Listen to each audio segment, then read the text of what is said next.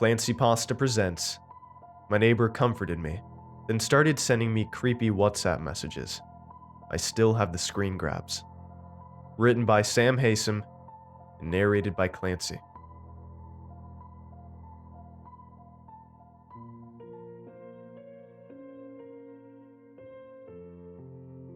I met Tony 3 weeks after my mom died. I was leaving for work at the time. I just locked the door to my flat when I heard a noise behind me. I turned around, and there he was.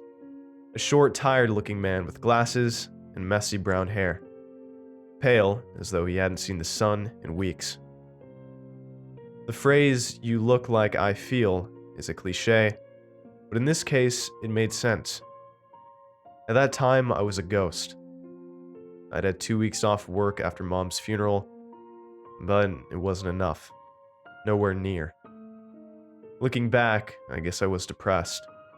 Although I wouldn't have been able to tell you that then. Mainly, I just felt numb. I'd go between not giving a shit about anything to feeling like I was about to cry for no reason at all. Often, I did cry for no reason at all. I'd sit in my flat in the evenings, staring at the TV without taking anything in. I drank most nights. Not so much that I was wasted or anything, but enough. Enough to take the worst of the pain away. Since the funeral, I'd mainly been avoiding calls from friends, and aside from some awkward exchanges at work, Tony was the first person I'd spoken with in a while. My first conversation. If you could call it conversation, anyway. I've seen you around. Tony walked along the corridor towards me. He wore jeans and a dark blue jumper. The glasses on his face glinted with a reflection of the corridor's fluorescence. Oh yeah? I turned and locked the door to my flat. This wasn't a conversation I wanted to have. Speaking to people I knew was hard enough at the time, let alone strangers. And small talk was the last thing on my mind.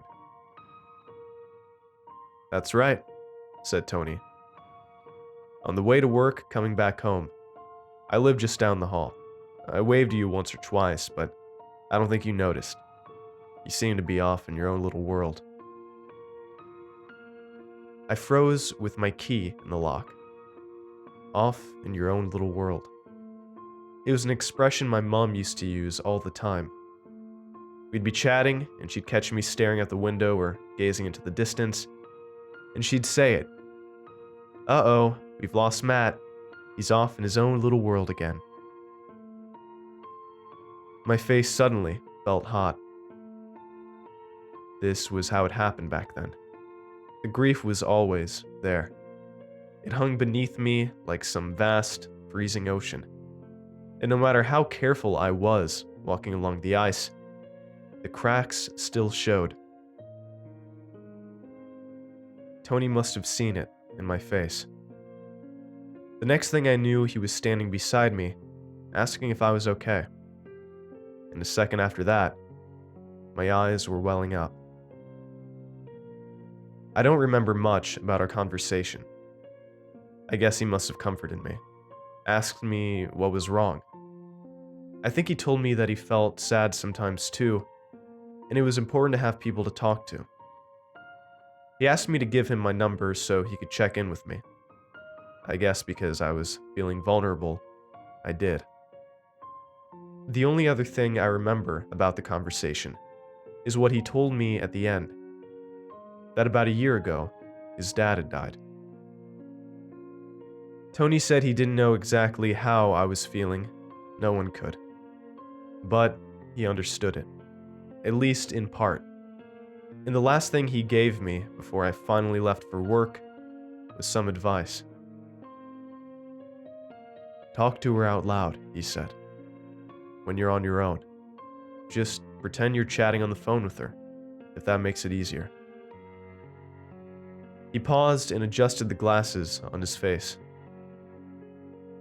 "I can't promise it'll make you feel better, but it might. It was the only thing that helped me." I forgot about the conversation with Tony. The next few days were the usual blur of tears in the shower, just about making it through work, and then beer in front of TV. It was like I was living the same 24 hours on loop. Cry, drink, sleep, wake up, repeat. The worst fucking Groundhog Day you can imagine. People told me it'd get easier with time. I counted at least 4 people who said that exact sentence to me at Mom's funeral. It didn't. In those endless weeks after her death, the pain never went away. "Morning, Matt," it'd say whenever my eyes creaked open. "Maybe you were thinking that today life might be a little better, but guess what? It's not, and it won't be for a long, long time." I suppose a part of me knew I needed to get help. Somewhere far back in my mind, an alarm was going off. The faintest SOS call. But it was impossibly distant. I ignored it. The thought of phoning up the GP and booking an appointment just made me feel tired. It was during one of these endless blurry days that I heard from Tony again. I'd just finished watching a documentary about cancer. I know, great choice of viewing material, right? Normally, I sit in front of a Netflix series and switch off my brain, but this one caught me just as I turned on the TV. The program was all about how scientists are trying to determine the extent to which cancer, or at least the likelihood of getting cancer, can be hereditary. How much of it is in the genes? My mind immediately went to Mom, of course. I pictured her in the hospital bed, the poisonous cells raging through her body. Then I found myself imagining similar cells in my own organs, buried deep down in the tissue. Maybe not doing anything just yet, at least, but biding their time, waiting. I can still remember that thought process going through my head, and the worst part wasn't the idea that I might one day die too, like Mom had. No. The worst part was that the thought didn't scare me. Not even a bit. Right then, it actually filled me with relief. Because at least a terminal illness would mean I'd know when the pain was going to stop, right? At least then there'd be an end in sight. It was at that point that my phone buzzed. The vibration nearly made me jump. There'd been a steady stream of messages after the funeral, but they'd started to dry up over the past week. My fault, of course. I wasn't replying to any of them. Support only goes so far. I pulled my phone from the pocket of my jeans, glanced at the screen, and saw the WhatsApp logo. I was about to chuck the phone down onto the sofa when something made me pause. There was no name on the messenger, just a number. The photo was nothing I recognized either. Just a blurry picture taken in a forest. Then my eyes flicked to the message itself, and a tiny ice pick pierced the numbness of my brain. "You told me you're not religious," read the message. "But do you believe in ghosts?" What the fuck was this? I looked at it again carefully to make sure I hadn't misread it. Nope. The message was as clear as anything, and I didn't recognize the mobile number it had come from. I stared around my lounge, thinking. I'd obviously lost track of time while watching TV, because it was now completely dark outside. I peered into the blackness beyond the glass doors that led onto my tiny balcony. Aside from a few lights from neighboring flats, all I could see was my own reflection. Not a pretty sight. I looked tired and ill. The bags under my eyes were deep bruises. A frown of confusion creased my forehead. Who the fuck would send me a message like this? My mind cycled through a list of possibilities. Someone at work, doing it for a joke? No chance. Nobody I worked with was that cruel, I don't think.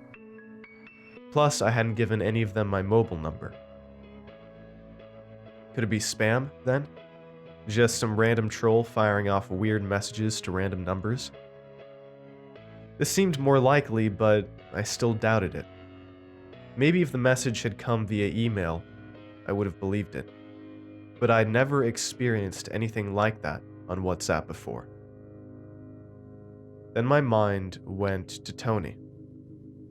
He was the only new person I'd met recently, wasn't he? The only one I'd given my number to. I pictured his glasses, his messy brown hair, the faint look of concern as he'd comforted me in the hallway. The guy hadn't seemed off at the time, but then you never really knew, did you? Not with someone you'd only just met. And it wasn't as if I'd been in a fit state of mind to judge. I stared at the phone in my hand. For a moment, I considered just ignoring the message and going to bed. But something got the better of me. I think it was the wording of the message itself. You told me you're not religious, but do you believe in ghosts? There was just something about those two sentences that I couldn't let go of. Despite how tired and numb I felt, they gave me the creeps. Only a little bit, but the feeling was definitely there. I picked up the phone and typed a response. Is this Tony? The reply came back less than a minute later. Yes. For a minute, I considered a blunt response. Something short, asking him why he was messaging me stuff like this at all. Reminding him we'd only just met. But in the end, I decided to play the game. Part of it was curiosity, I suppose. Maybe the other part was that I wanted the distraction. Hi, Tony, I wrote. I don't really know what I think about ghosts, to be honest. I know I've never seen one. I suppose I wouldn't rule it out, though. Why? The message sent. A moment later, 2 little gray ticks told me it had been delivered. And a second after that, the ticks turned blue. Tony had read my reply. His own came a couple of minutes later. Have you never thought about what happens after we die? I read something about violent deaths leaving an imprint. Murder, suicide. They said the spirits of the victims can struggle to move on after. They enter people's dreams. Jesus Christ. I read the reply a couple of times, unable to make much sense of it. I pictured Tony's face again, the glasses, the concerned expression. It didn't make sense to me, but there was really only one conclusion. Tony was a fucking weirdo. Had to be. I wanted to laugh the message off, and had I been with a friend, or more inclined to pick up the phone and call one, I almost certainly would have. But I was alone, sitting in my empty lounge, staring down at the phone in my hand. I didn't want to admit it to myself, but that sense of unease I'd felt earlier was growing. Part of it was being in the dark flat without company, I suppose. But that wasn't all of it. What if Tony was genuinely disturbed? You heard about it all the time on the news, didn't you? Someone strikes up a casual conversation in a coffee shop, and the person they're talking to gets the wrong idea, ends up following them home, showing up outside their house at night, stalking them. My eyes flicked from the dark balcony to the door leading out from my lounge. My hallway lay beyond it, and beyond that was the front door of my flat. And just along the corridor outside was Tony, sat in his own flat even now, less than 20 meters away, as he sent these messages. The thought made me shiver. I tried to remember if I'd locked the front door or not, but couldn't. I was about to get up when the phone pinged again. If you're interested in hearing ghost stories, we can talk in person sometime. I'm not far. My skin felt cold. It was time to nip this in the bud. I typed my reply and sent it quickly. Thanks for the offer. I'm going to head to bed now, but maybe another time. 2 blue ticks straight away. Tony was in his flat, phone in hand, waiting for my replies. I got up from the sofa and pulled the blinds, shutting out some of the darkness. Then I picked up the remote and switched the TV off. As I walked across the lounge in the direction of my little kitchen, I was aware of just how quiet the flat was. With the TV off, silence filled the room. I could hear the hum of the refrigerator and the distant sound of cars on the road outside. Nothing else. As I reached the kitchen and pulled a glass from the cupboard, I heard a door slam. I froze.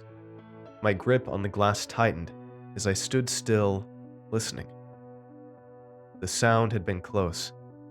There were a lot of flats in my building, sure, and sounds often carried down the halls, but still, that slam had sounded nearby, like the noise had come from one of the other flats on my corridor. You're being paranoid, I told myself. Tony is just a lonely guy who lost a parent, just like you. He probably watched a documentary about ghosts or something and it freaked him out. That's all. I had a bad taste in my mouth. Too much beer. My tongue felt dry and tacky, like cotton. I filled the glass at the sink, tipped it to my mouth, and downed the contents. As I was going back for a refill, my phone pinged again. Are you sure you don't want to come over? I'm worried about you. In any other context, the message would have been fine, maybe even reassuring. But standing in the silence of my flat at what must have been past 11 at night, it was the exact opposite. Cold pinpricks ran their way up the skin of my back. I left the glass on the side and started toward the hallway of my flat, intending to make sure the front door was locked. I was halfway across the lounge when my phone buzzed again. I think I can help you. I picked up my pace. My hands were sweating now, and the skin on the back of my neck itched.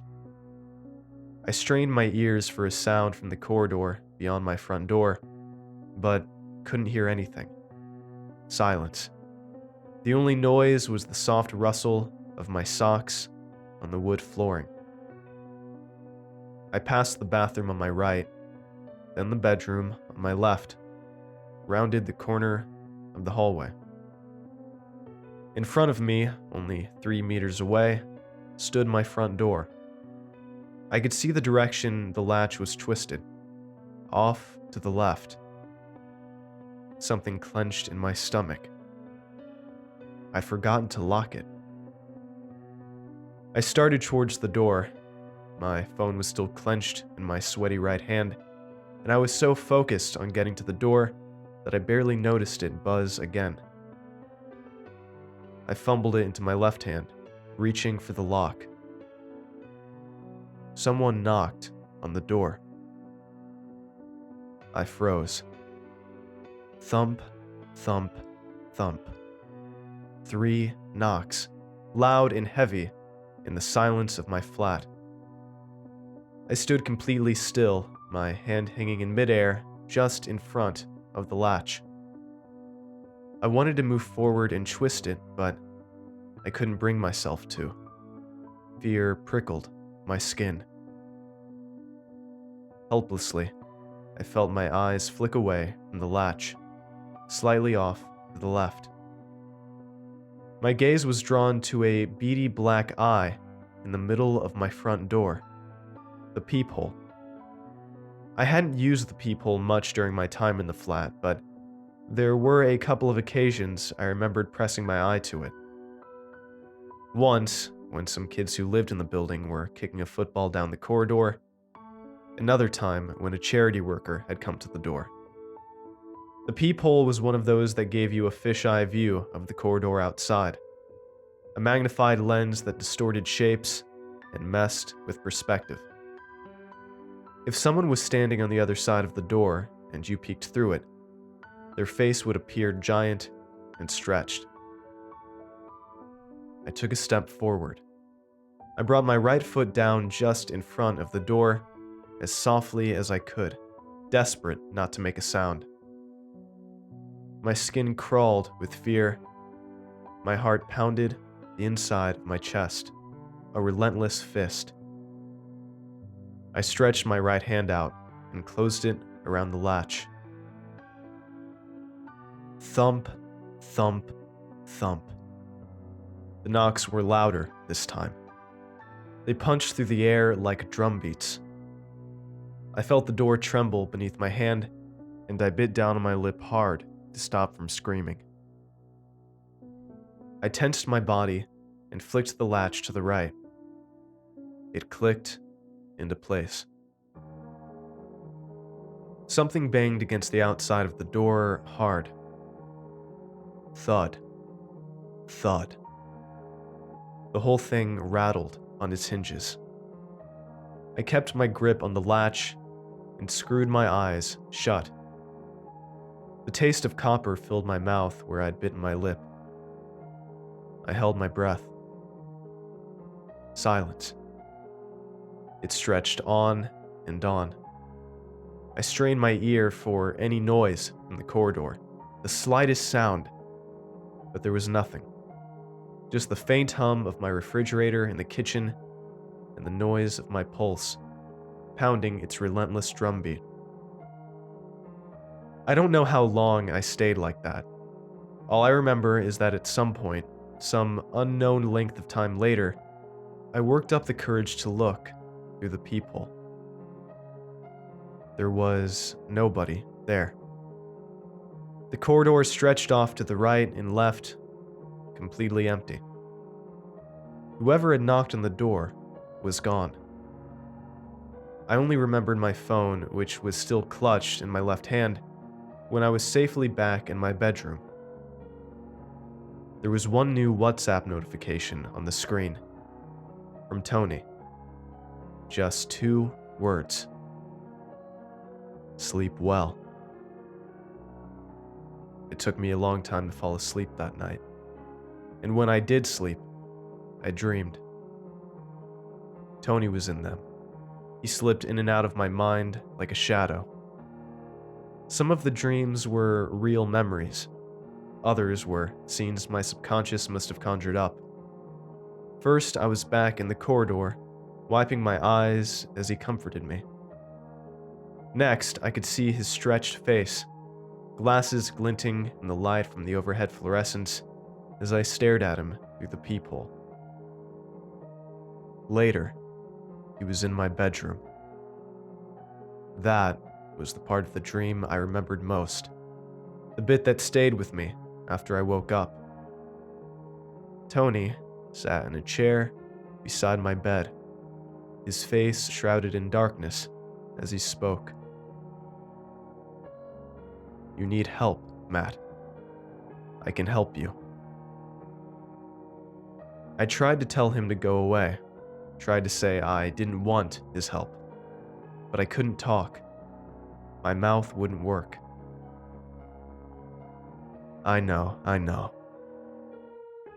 Tony's voice was soft in the darkness. You don't want it, do you? Talking's too tiring. I didn't say anything. I couldn't.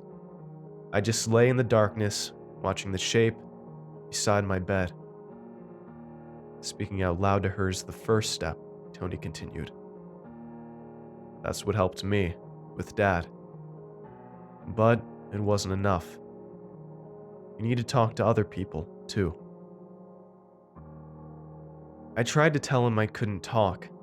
My mouth still wouldn't open. But the next thing I knew, I was breathing in sharply, pulling air into my lungs like a drowning man. And then the moment after that, I was sitting straight up in bed in the darkness of my room. I looked to my left. The chair beside me stood empty. Tony was gone. I never saw him again. As quickly as he'd come into my life, Tony left. There were no more meetings in the corridor, no more WhatsApp messages. After a couple of days, I began to wonder if the whole thing had even happened. If maybe it was nothing more than a hallucination, the product of too much alcohol and grief. It wasn't, though. I know it wasn't. Because every time I'd start to think that, I'd just open up WhatsApp. The whole conversation with Tony was still there, plain as day. And even though I have a new phone number now, I've kept the screen grabs. All of them. They're a reminder. A few days after that strange night, I had cause to be reminded. I had a reason to keep checking WhatsApp, a reason to prove to myself it was real. It happened when I saw a man coming out of Tony's flat. I was coming back from work at the time, unlocking my door when I heard Tony's open. I glanced to the right, my pulse quickening, but it wasn't him. The man in front of me was large, with a full belly and shaved head. A bag of tools in his right hand, pencil tucked behind one ear. Someone I'd never seen before. There was no reason for me to talk to him. No reason at all. The guy could have been an electrician or a plumber, anything. I still don't know why I asked the question I asked. Did Tony move out? The man stopped mid-stride and stared at me. I saw a handful of expressions cross his face in less than a second. First, his eyes widened with surprise, then his brow creased up. He opened his mouth slightly and darted a tongue across his lips. Looking at his face, I had the sudden, horrible idea that he was about to tell me there was no Tony. Don't know what you're talking about, mate, he'd say. That flat's been empty for months. He didn't, though. He said something worse. Tony? The man scratched a hand across his scalp. Was he a friend of yours? No, not really. We bumped into each other in the hallway once or twice. Are you related to him, or? No. I'm the landlord. I own the flat. The man adjusted the pencil behind his ear and cleared his throat. He looked at me, then looked away again. Look, I'm sorry to be the one to have to tell you this, but, well, Tony. He trailed off. The corridor around me suddenly felt too hot. I had an urge to reach out and shake him. What happened? Well, the man stared at his shoes a moment longer, then sighed. He looked up at me. He died. Tony did. He's dead, I'm afraid. I felt the corridor swim around me. My mouth felt dry. When? A couple of months ago, I think. I couldn't believe it either when I heard. He paused and cleared his throat. Pretty fucking tragic, eh? I didn't say anything. I was too busy thinking about what Tony's landlord had just told me.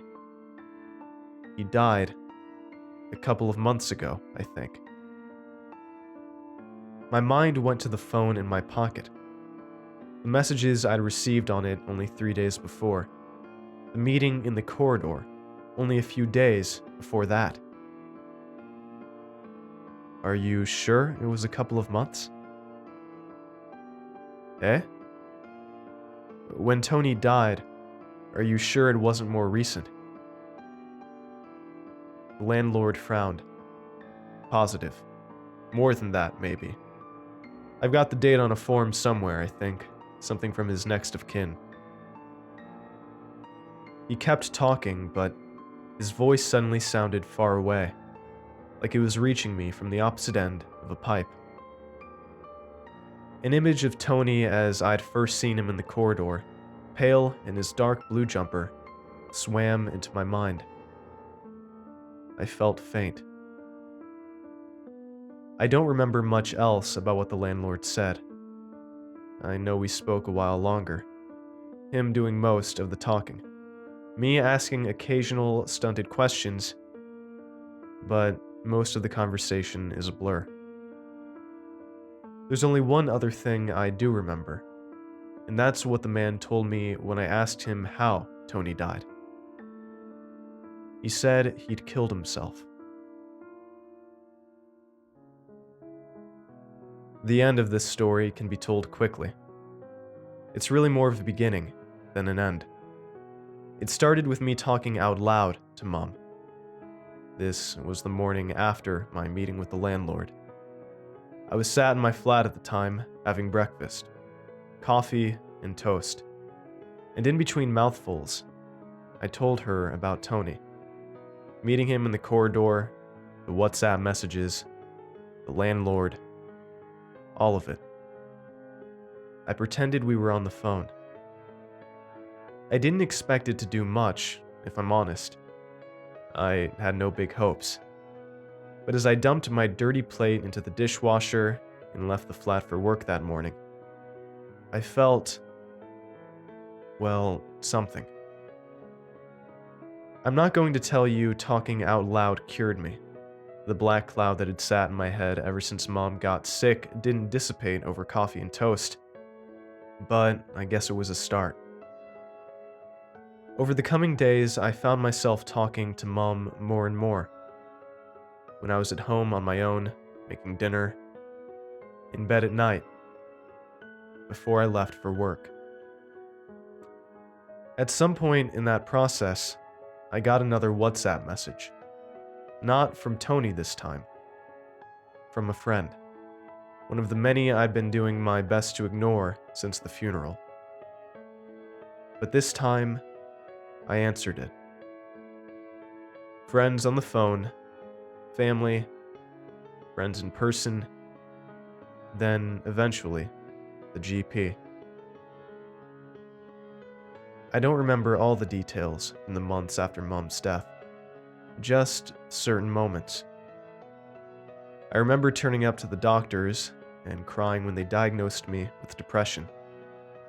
I remember going to the pharmacy to pick up my citalopram prescription, and I remember my first counseling session.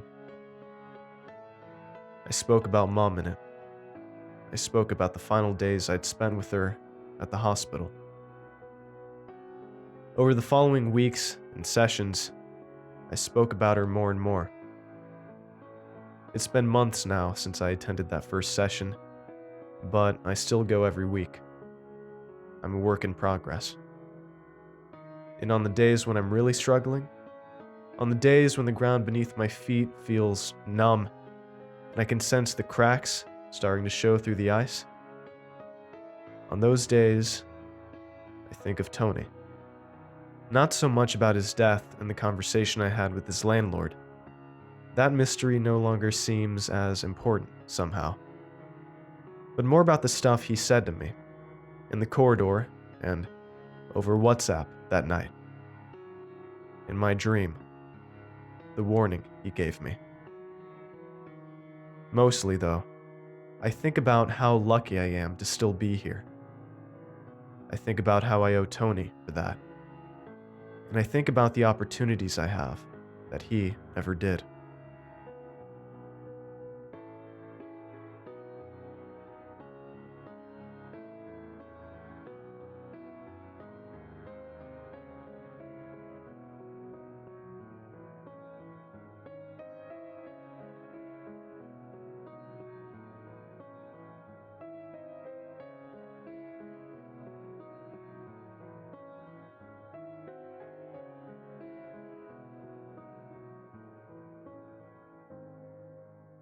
Thanks for watching, and I hope you enjoyed today's video. I want to give a huge thanks to all of my supporters over at Patreon and YouTube memberships. Your support makes these narrations possible, and I appreciate it a ton. If you'd like to join these lovely ghouls, you can head on over to my Patreon at patreon.com/clancypasta, or click the join button below to become a member. Through Patreon, you can gain access to extra videos, on-screen thanks in the end credits of every video, personal shoutouts in a special video once a month, autographed stickers, merch store discounts, exclusive Discord roles, and much, much more. And if you'd like creepy cool shirts, make sure to head on over and check out my official merch store, creepycoolshirts.com, for some awesome tees, hoodies, stickers, and more. Alright, thank you all for watching, and I hope you have a great night. Cheers.